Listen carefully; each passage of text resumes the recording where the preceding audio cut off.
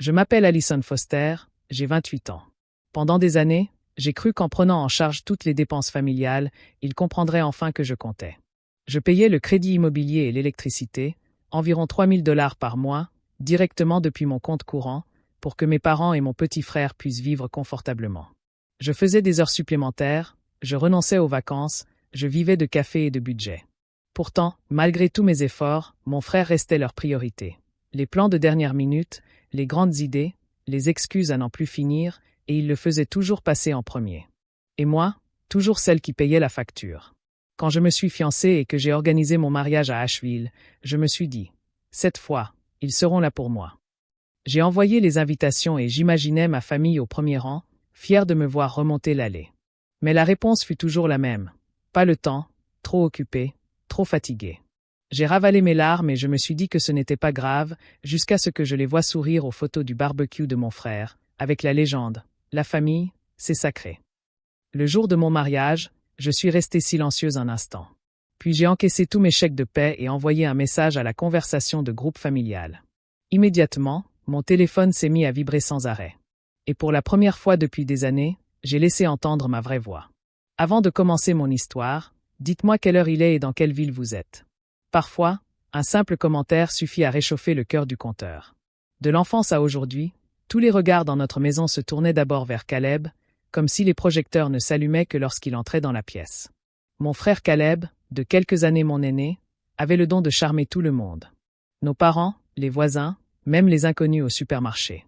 Il souriait, racontait une histoire sur son prochain grand projet, et il l'écoutait avec attention. Pendant ce temps, c'était moi qui faisais vivre la famille. Pendant des années, j'ai payé 3 000 $ par mois pour le crédit immobilier de notre maison à Asheville, plus 5 cents $ d'assurance et 2 cents $ pour l'électricité et l'eau. Mon compte en banque se vidait à vue d'œil tandis que Caleb dépensait sans compter en baskets neuves, en week-ends improvisés et en dîners chics qu'il ne pouvait pas se permettre. Il n'avait pas eu d'emploi stable depuis des années, toujours entre deux emplois, comme il disait. Je rentrais épuisé de mon travail à la banque, pour l'entendre présenter une nouvelle idée de start-up qui n'aboutissait jamais. Ma mère, Barbara, et mon père, Thomas, n'y voyaient aucun problème. Il se débrouille, disait Barbara doucement, comme si elle parlait d'un enfant qui avait juste besoin d'un petit coup de pouce. Thomas acquiesça et ajouta, « Caleb a de grandes ambitions. » Je me mordis la langue, me demandant pourquoi mon respect pour la stabilité des rêves ne suscitait jamais la même réaction. Quand j'avais suggéré qu'il m'aide à payer les factures, j'étais plus jeune, peut-être trop optimiste, et je pensais qu'il verrait à quel point j'étais endetté. On a des problèmes d'argent, dit Barbara sans même lever les yeux de son téléphone. Caleb a besoin de notre soutien en ce moment. Thomas haussa simplement les épaules, comme si c'était à moi de faire tourner la maison. Je suis sorti de la pièce, le visage en feu, et je me suis promis de ne plus jamais rien demander. Ce n'était pas qu'une question d'argent. Le charme de Caleb avait un prix, mon invisibilité. À Noël dernier, j'avais passé des heures à préparer le dîner pour ma famille, espérant avoir un moment de gloire. Caleb est arrivé en retard et a raconté à tout le monde son fiasco à un festival de musique. Barbara buvait ses paroles, riant aux éclats tandis que ma dinde restait froide sur la table. Thomas n'a même pas remarqué mon absence. Mon fiancé, Daniel, avait tout vu. Ce soir-là, en rangeant, il m'a pris la main et m'a dit « Tu n'es pas obligé de continuer comme ça indéfiniment. Tu sais, il ne le mérite pas. » Ces mots m'ont marqué comme une étincelle que je n'étais pas encore prête à allumer. J'avais passé tellement de temps à essayer de prouver ma valeur, pensant qu'en payant assez, en travaillant assez dur, il finirait par me voir. Mais je n'étais pas prête à abandonner. Mon mariage approchait. L'occasion de prendre un nouveau départ. J'ai mis tout mon cœur dans l'organisation, choisissant chaque détail. Les fleurs, la musique, la scène en plein air à Asheville où Daniel et moi échangerions nos vœux. J'imaginais Barbara et Thomas là, souriants, peut-être même fiers. J'imaginais Caleb présent, pour une fois, sans voler la vedette. Daniel m'a aidé à choisir les invitations, sa présence rassurante me rappelant que je n'étais pas seul. Ils viennent, lui ai-je dit, la voix plus pleine d'espoir que je ne l'étais réellement. Ils le doivent. Au fond de moi, je savais que c'était peu probable, mais je m'accrochais à cet espoir. Si seulement je pouvais les faire venir, peut-être comprendraient-ils que j'étais plus qu'un simple distributeur automatique de billets. L'organisation m'occupait beaucoup, mais les paroles de Daniel résonnaient en moi. Pourquoi est-ce que je portais encore ces vêtements? Chaque mois, je consultais mon compte bancaire et voyais mes économies fondre comme neige au soleil pour payer les factures. Le dernier projet de Caleb louait un loft en centre-ville qu'il ne pouvait pas se permettre, tandis que je réduisais mes dépenses pour payer les factures familiales. Barbara disait que c'était temporaire, mais ce temporaire durait depuis des années. Thomas n'en parlait jamais, comme si mes sacrifices étaient invisibles. Je commençais à me demander si Daniel avait raison de s'accrocher à une famille qui ne s'accrochait pas à moi. Mais le mariage était mon dernier espoir. J'ai envoyé les invitations, les mains tremblantes, et je les imaginais ouvrir les enveloppes et enfin comprendre ce que je représentais pour eux. La scène extérieure d'Asheville scintillait le jour de mon mariage. J'ai remonté l'allée, ma robe blanche flottant derrière moi, cherchant ma famille du regard dans la foule. Je les avais imaginés là, ma mère, mon père, même Caleb, souriant, peut-être même applaudissant pour une fois, tous les yeux rivés sur moi.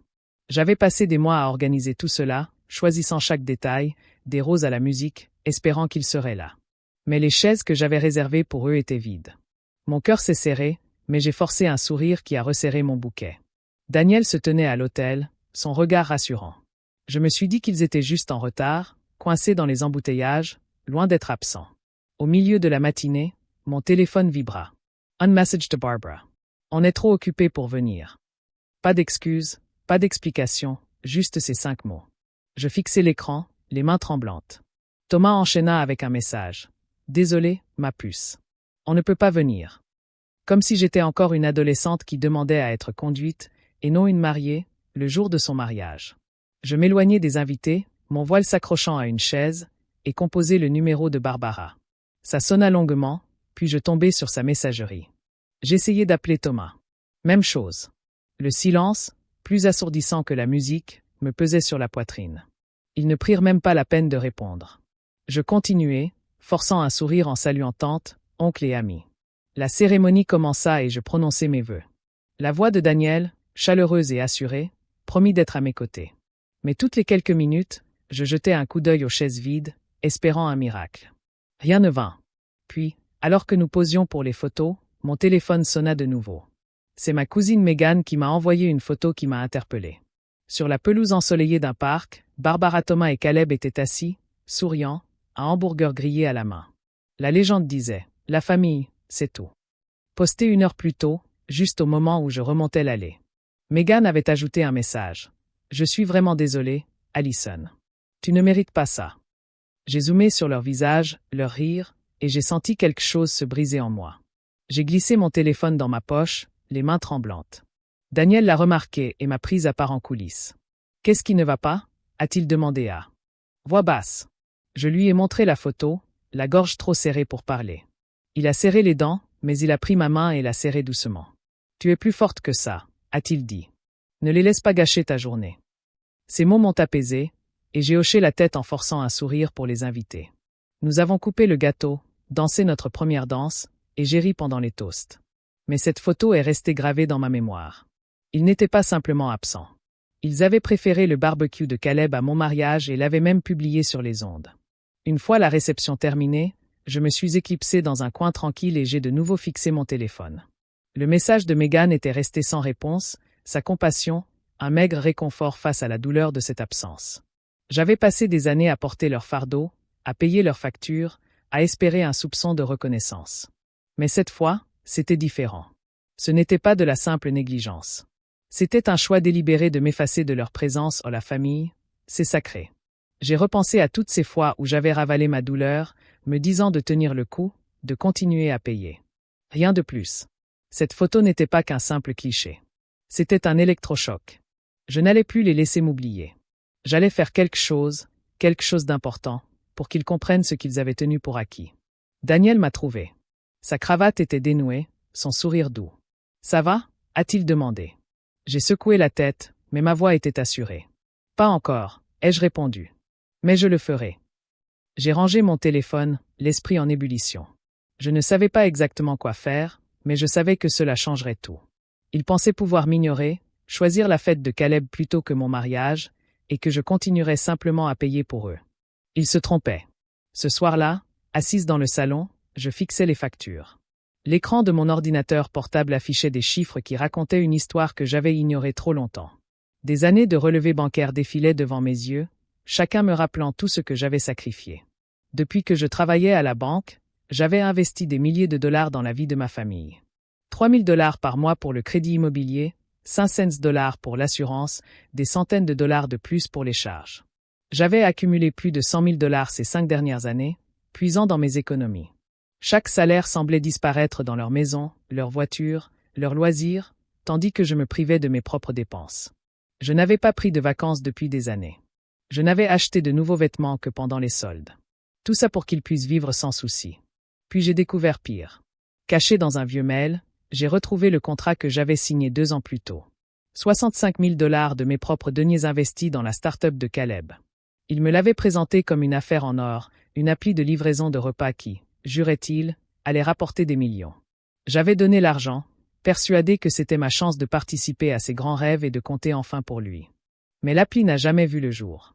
Caleb avait dépensé l'argent en consultant, dîner chic et un nouvel ordinateur portable dont il n'avait pas besoin. Mon argent avait disparu pendant qu'il faisait la fête et appelait ça du réseautage. J'ai senti mon estomac gargouiller, mes doigts crispés sur l'ordinateur. Comment avais-je pu laisser faire ça? Daniel est entré avec 2 tasses de café. Il s'est assis à côté de moi, son regard rivé sur l'écran. « C'est quoi ça ?» a-t-il demandé en se penchant. Je lui ai montré le mail d'une voix tendue. $65,000. Je les ai donnés à Caleb pour sa start-up. Et il a échoué. Le visage de Daniel se durcit. Ils ne te méritent pas, dit-il sèchement. Tu as été leur banque pendant des années, et ils n'ont même pas daigné venir à notre mariage. Tu ne leur dois rien. Ces mots firent l'effet d'une étincelle, réveillant une blessure enfouie. Il avait raison. Ils m'avaient prise pour acquise, et je les avais laissés faire. Je n'avais plus à porter leur fardeau. Je me suis adossé, l'esprit vagabondant vers des moments que j'avais tenté d'oublier. Mon 25e anniversaire, quand j'avais attendu Barbara et Thomas au restaurant, pour recevoir un SMS. Caleb a besoin de nous ce soir. Ils étaient allés au concert de son groupe, me laissant seul avec un gâteau que je n'avais pas touché. Ma remise de diplôme, où j'avais traversé la scène, les cherchant du regard dans la salle. Ils n'étaient pas là. Caleb avait eu un accident de voiture, et il s'était précipité à son secours. Chaque souvenir était douloureux, s'accumulant comme des dettes impayées. Je m'étais persuadé que les sacrifices de ma famille n'avaient pas d'importance, mais en voyant leur visage sur la photo du barbecue, riant pendant que je prononçais mes vœux, j'ai compris qu'ils ne se sacrifiaient pas pour moi. J'ai ouvert mon application bancaire et parcouru les prélèvements automatiques que j'avais mis en place. L'emprunt immobilier, l'assurance, l'électricité, tout était lié à mon compte. Je pouvais les annuler d'un clic. ET Law Startup to Caleb. Mon nom figurait toujours sur le contrat d'investissement, ce qui me donnait le droit de me retirer. Je pouvais exiger le remboursement de mes $65 000, ou du moins ce qu'il en restait. Cette pensée m'a traversé d'un tourbillon d'émotions, un mélange de colère et de liberté. J'avais passé des années à essayer de gagner leur amour avec de l'argent, mais ils avaient préféré le barbecue de Caleb à mon mariage. Ils n'avaient même pas le droit d'y assister. Daniel s'est assis à côté de moi, la main sur mon épaule. « À quoi penses-tu » m'a-t-il demandé. Je l'ai regardé, sa voix était calme. « J'en ai assez d'être leur distributeur automatique de billets » ai-je répondu. « J'annule les paiements et je retire mon argent du projet de Caleb. » Il hocha la tête, un léger sourire aux lèvres. « Bien, dit-il. Tu mérites de penser à toi. » J'ai passé le reste de la soirée à tout planifier. Chaque compte que je fermerais, chaque paiement que j'annulerais, chaque étape que je franchirais pour récupérer ce qui m'appartenait. J'imaginais leur visage tandis que les factures s'accumulaient. Quand la start-up de Caleb s'est effondrée sans mon argent pour la première fois, je me suis sentie forte, comme si je me libérais enfin. Le lendemain matin, je me suis connectée à ma banque en ligne. J'ai cliqué sur le bouton « Annuler » de chaque compte courant.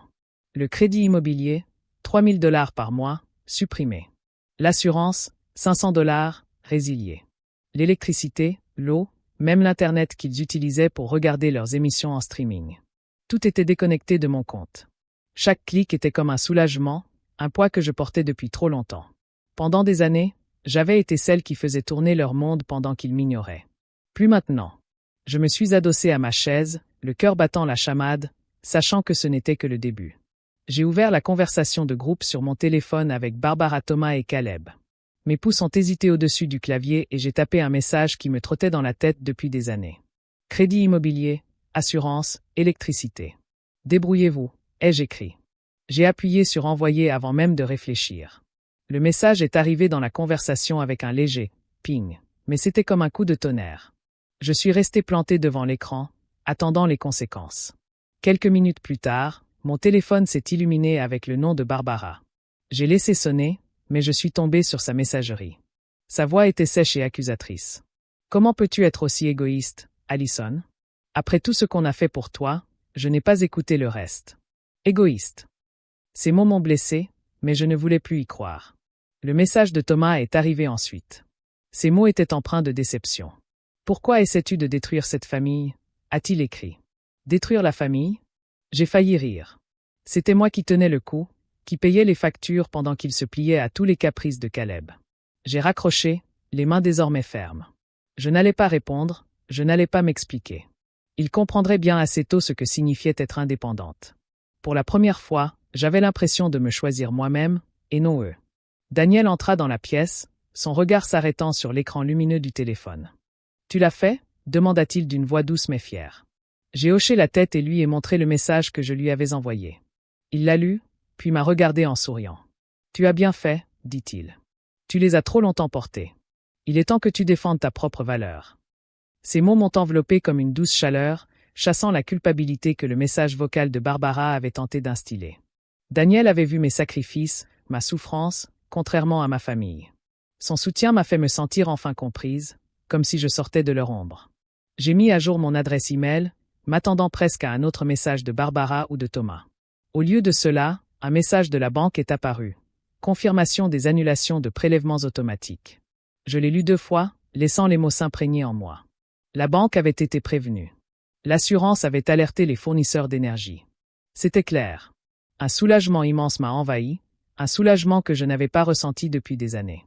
Je ne suspendais pas seulement leur paiement. Je suspendais leur contrôle. Ils m'avaient fait confiance sans un merci, sans même venir à mon mariage. Maintenant, ils allaient devoir assumer les conséquences de leur choix. Le message vocal de Barbara, son accusation d'égoïsme, résonnait en boucle dans ma tête. J'ai songé à la rappeler et à lui expliquer chaque facture payée, chaque sacrifice consenti. Mais à quoi bon? Ils ne m'avaient jamais écouté. J'imaginais plutôt leur visage à la première alerte de retard de paiement, les lumières clignotantes parce qu'ils n'avaient pas payé. Caleb trouverait sans doute une excuse pour se défiler, mais cette fois, ça ne marcherait pas. Ils allaient devoir affronter la réalité, comme moi depuis des années. Daniel était assis à côté de moi, les yeux rivés sur son téléphone. « Ils s'en sortiront », dit-il, devinant mes pensées. « Ou pas. Mais ce n'est plus ton fardeau. » J'ai hoché la tête et me suis appuyé contre lui. Il avait raison. J'avais passé tellement de temps à essayer de prouver que j'étais à la hauteur, croyant que mon argent achèterait leur amour. Mais l'amour ne fonctionne pas ainsi, et la famille non plus. J'ai fermé mon ordinateur portable, le poids de leurs attentes grandissant à chaque seconde. Je n'étais plus leur distributeur automatique de billets. J'étais libre. Une semaine plus tard, le grand soir était arrivé pour Caleb, l'occasion de présenter sa start-up à une salle comble d'investisseurs. Il avait loué la plus belle salle d'Asheville, avec des banderoles somptueuses et une scène rutilante, tout cela pour vendre son application de livraison de repas qui n'avait jamais décollé. J'avais entendu parler de l'événement par un ami, sans invitation, car bien sûr, Caleb n'avait pas pris la peine de m'inviter. Barbara et Thomas étaient là, assis au premier rang, rayonnant de fierté. Je me tenais au fond de la salle, sans invitation, dans un tailleur élégant qui attirait tous les regards. Pour une fois, l'attention n'était pas sur lui. Caleb monta sur scène, plein de charme et d'assurance, racontant les promesses révolutionnaires de son application. Les investisseurs se penchèrent en avant, hochant la tête et buvant ses promesses. J'attendais, le cœur battant la chamade, le contrat serré dans ma main. Lorsqu'il invita la séance de questions-réponses, je m'avançai, mes talons claquant sur le parquet ciré. Unsilenced mort à sabadet sur la salle. Je retire mon investissement de 65 000 $, annonçai-je d'une voix claire et ferme, avec effet immédiat. Un frisson parcourut l'assistance. Le sourire de Caleb se figea, ses yeux rivés sur les miens. « Vous ne pouvez pas faire ça », balbutia-t-il, la voix brisée. « C'est mon argent. Il est à moi », répliquai-je avec force. « J'ai financé votre start-up et vous l'avez dilapidé en dîners et en gadgets. Je suis fichu. » Les investisseurs se tordirent de gêne, chuchotant entre eux. Le visage de Caleb se crispa et il se mit à se justifier, ses mots se bousculant les uns après les autres. « Elle ment. C'est juste un malentendu », cria-t-il en me pointant du doigt. Mais son emportement ne fit que le rendre plus désespéré et ruiner l'image soignée qu'il s'était construite. Un investisseur boutonnait sa veste. « Nous devons revoir les finances », dit-il froidement. D'autres hochèrent la tête en signe de confiance vers Caleb et s'effondrèrent. Barbara se fraya un chemin à travers la foule, le visage crispé par la colère. « Allison, arrête ces bêtises », siffla-t-elle en me saisissant le bras. « Tu fais honte à ton frère. » Je me dégageai et croisai son regard. « Non, maman, disais. Il se ridiculise tout seul. Et tu le laisses faire. » Les mots planèrent entre nous, lourds et définitifs. Elle ouvrit la bouche, mais aucun son n'en sortit.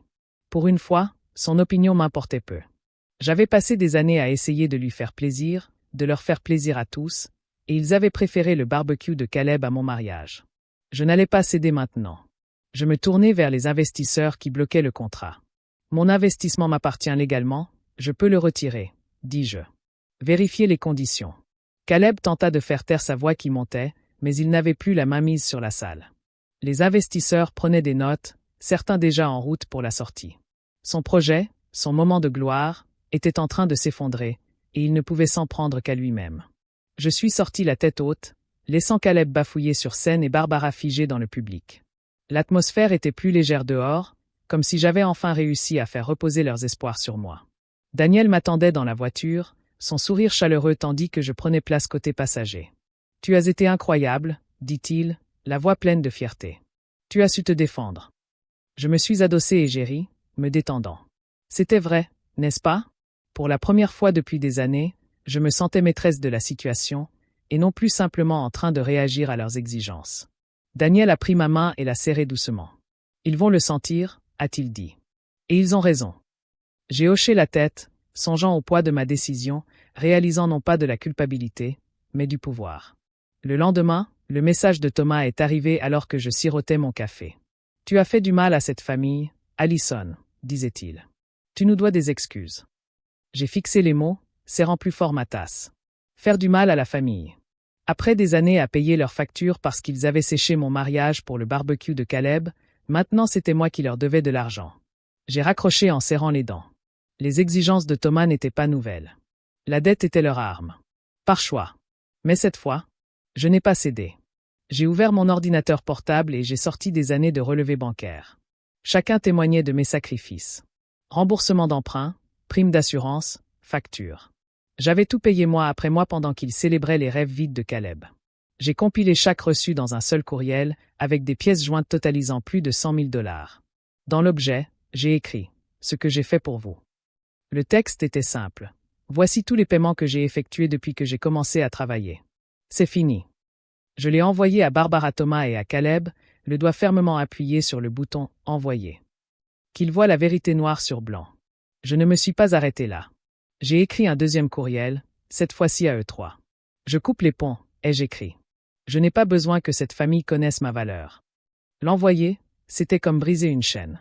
Pendant des années, j'avais lié ma valeur à leur approbation, pensant que si je payais assez, ils finiraient par me voir.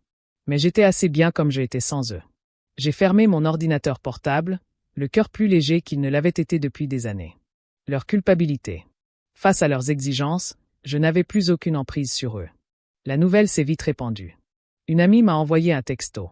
Caleb avait vendu sa voiture, un cabriolet rutilant qu'il avait acheté avec ses frais professionnels pour payer les factures impayées de sa famille. Sa start-up était déjà fragile après l'effondrement total de mon retrait. Les investisseurs s'étaient retirés, effrayés par son coup de sang au centre des congrès. Je n'éprouvais aucune pitié. Il avait eu des années pour se débrouiller seul, mais il avait choisi de s'appuyer sur moi. Maintenant, il apprenait à en assumer les conséquences.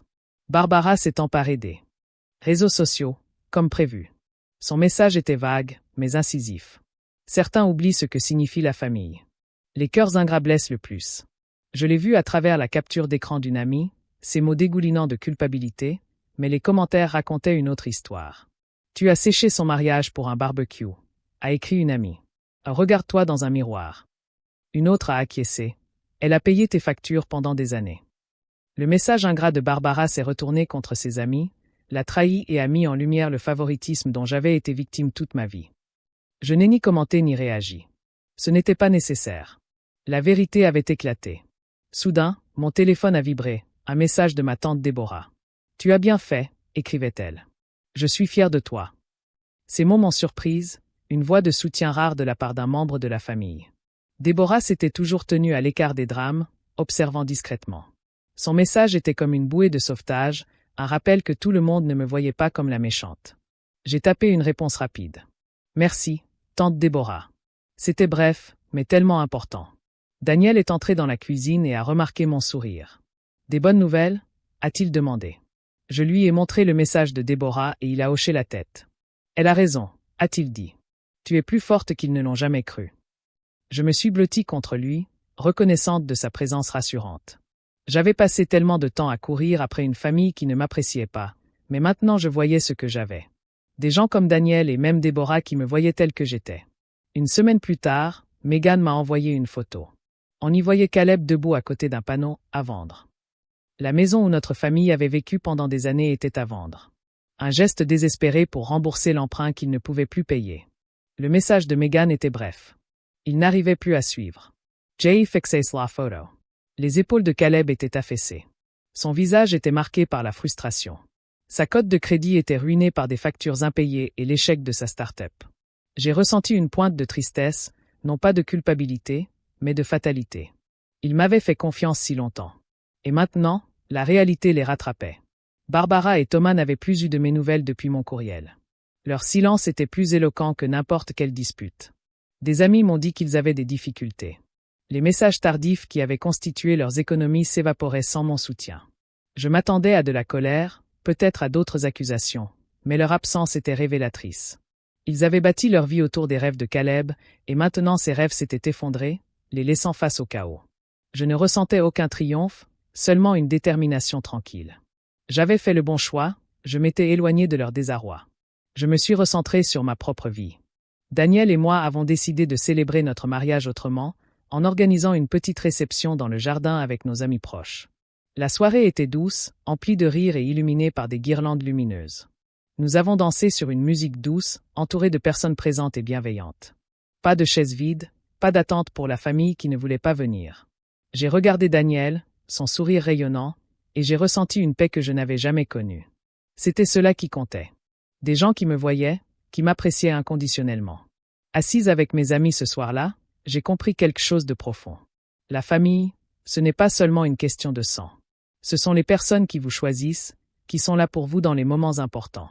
Ma mère, mon père, Caleb, ils avaient choisi quelqu'un d'autre, encore et encore. Mais Daniel, mes amis, même Déborah et Megan, ils étaient ma vraie famille. Ils ne m'ont jamais demandé de prouver ma valeur par l'argent ou par des sacrifices. Ils m'aimaient pour ce que j'étais. Cette vérité m'a profondément marqué, comblant le vide laissé par la douleur. J'ai repensé au chemin parcouru.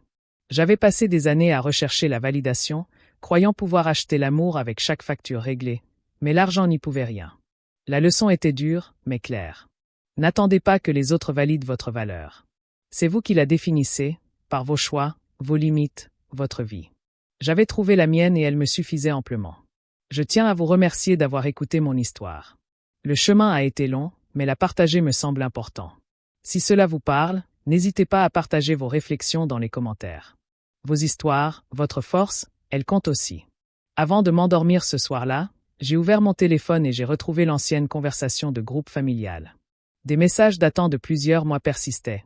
Les excuses de Barbara, les exigences de Thomas, le silence de Caleb. Je n'ai pas hésité. J'ai supprimé la conversation et je l'ai vue disparaître de mon écran. Aucun regret, aucun retour en arrière. J'étais libre.